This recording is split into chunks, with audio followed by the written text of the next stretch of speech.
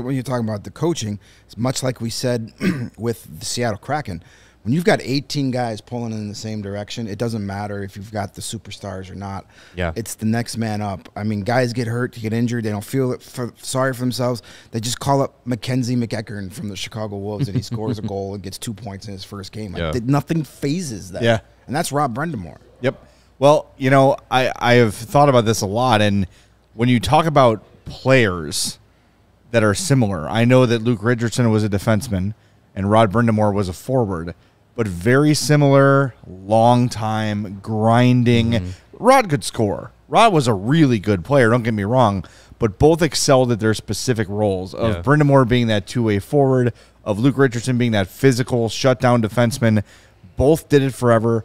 Both have that commanding presence based on what they accomplished in their career, based on the certainty they have in what they're doing and what they're coaching.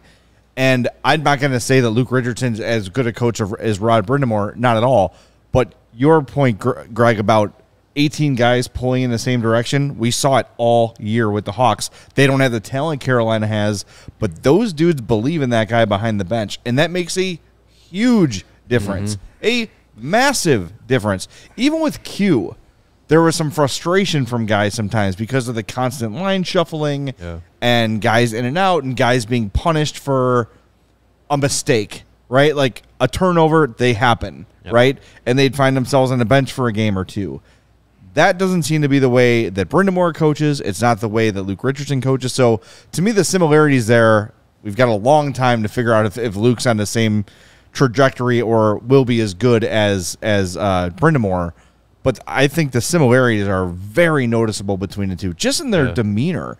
Because Brind'Amour, when you get him away from the podium, if you've ever seen like an interview with him, he's funny. He's got personality. He tells good stories. Richardson's the same way.